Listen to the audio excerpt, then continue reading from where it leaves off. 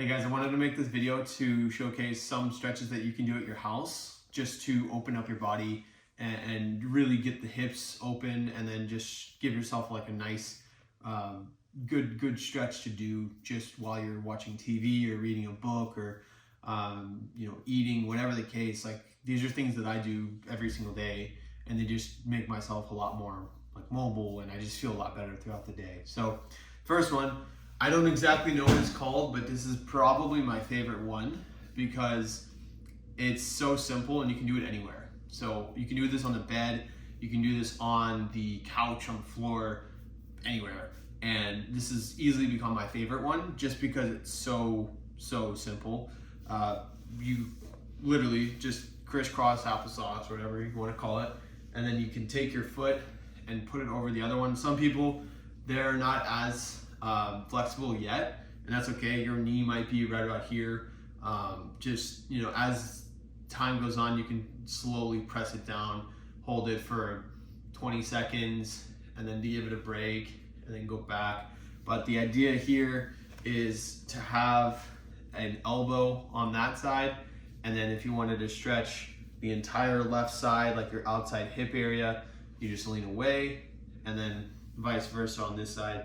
And then you do that for a couple minutes, and then you switch to the other side, and then you do the same thing. So if you wanted to stretch on the outside of the hip here, you do that, and then you rotate over here. It just gets a little bit different of an area on both ways, because this way, this leg is anchoring into this knee, and then it's getting more of like your obliques as well, and then your like outside hip in like a little different spot. So that's one. That's a really good one to do. That's again my favorite one, just because it's so simple and you can do it anywhere. But the other ones that we'll cover are these splits.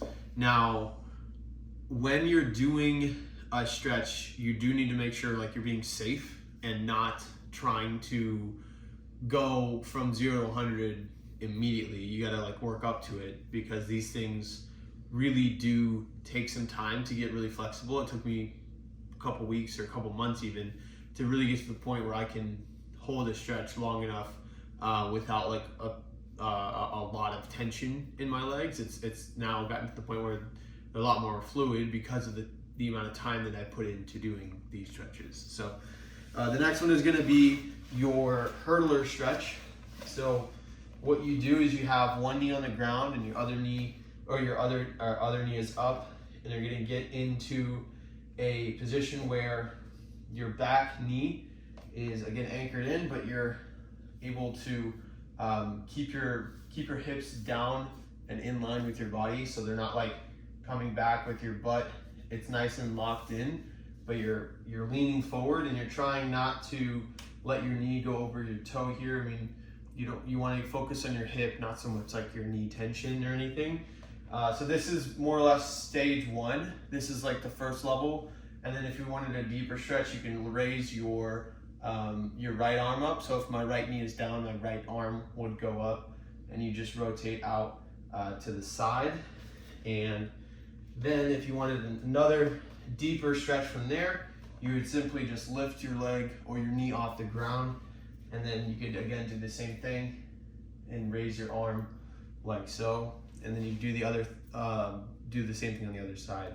And then if you wanted to get a little variation in there, you could pull your leg in with your arm to your opposite butt cheek and just kind of rotate that around.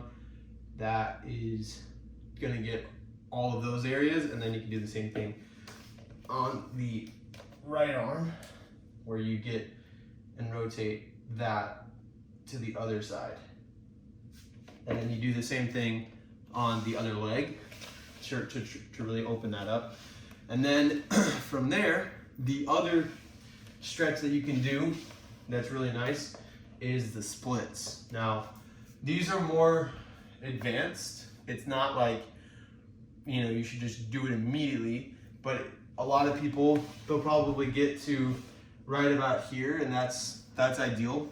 As long as you're getting to the point when you're hitting your ceiling, but you want to push a little bit past your normal range, because how are you going to get more flexible if you're not really going a smidge past where you normally go? So from here, you know, you can go all the way to the ground if you're able to, and that's good, but some people can't.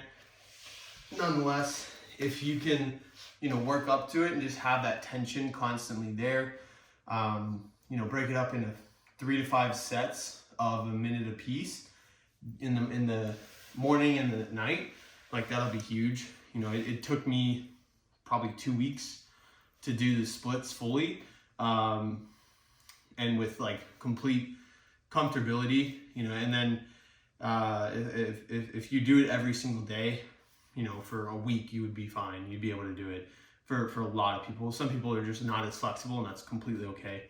And then an advanced version of that, of the splits, is if they're not already very hard to do. For a lot of people, you add some weights, so you can get a kettlebell or a dumbbell or something and hold it over your head, either with one arm or 2 arms, and just really get a little bit more into that stretch. And then if you wanted to go Brazilian Jiu-Jitsu version, where you're like borderline psychotic, you can get a chair or something to like separate yourself from the ground, and then just go all out. If you have ever seen the guy Juju Mufu, I can link to his profile down below. He's done some crazy stretches, and I can actually show you right now, where he is holding the splits with weights on his back on a chair. Blows my mind, but nonetheless, one to really watch. And then the very last stretch that we will cover is just the side splits. This is also a really, really good one to do just in the house, you know, right after you do the front splits. So that way you get the groin area, because the first one that we covered, the crisscross, that's going to get more of like your outside hips. The hip flexor clearly is going to get that area, and then like a little bit of obliques too. And then the front splits, a little bit deeper into the hamstrings and the more the hip flexors as well. And the side splits are going to give you really good groin stretches as well. So for some people, you might be starting out here, and then you just reach down, arms all the way out, and that's completely okay. And then as you go, you can get a little bit farther out each time, but the goal is to go as far as you possibly can, and then just reach all the way out, and then try to touch your stomach. Sorry, I just had dinner, or chest to the floor, and just hold it there. Now, what I would do, you know, and what might help a lot of people is, you know, when you're on your phone or on reading a book or watching TV, you know, you can like hold it for 5 minutes, 10 minutes, and then whenever you like thinking, oh wow, I'm still holding the stretch, just like get up for a second, try to open it up a little bit more and just get a little bit deeper, and then just go again. So the idea is to have your chest again completely on the floor, and then if you need to, you can have some like weights or something on the side just to make sure that your feet don't come in, because this floor is a little slippery, so my socks are like coming back in sometimes. But nonetheless, like this is about as far as I can go, but you can rotate your feet in and out just to give yourself like a little bit different stretch in different areas. But that is it for the stretches that you can do at home for this video. You know, we'll cover other ones in the future, just as far as, you know, different body parts, like upper body stretches, getting stretched out with a foam roller, things like that. But nonetheless, I really do hope you guys did enjoy this video. If you did, like, comment, and subscribe. That does help me out tremendously.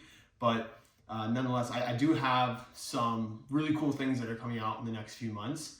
I've got an ebook that, if you're not already signed up for, the description will have all of that information. There's just a lot of resources that will help everyone. That's going to have a really, really, really helpful tool for everyone that is interested in kicking and punting. And there's also some mindset stuff just for everybody.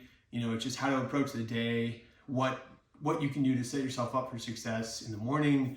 Just a lot of different information. There's workout stuff as well. But I would highly recommend you guys check that out. And it is the people that do sign up for the email list are going to get early access to that for 3 days in advance. So you will have access to the ebook 3 days before anyone else, which is very, very, very helpful for a lot of you guys. But nonetheless, thank you guys so much for watching. I really do hope you enjoyed it, and we'll catch you next time.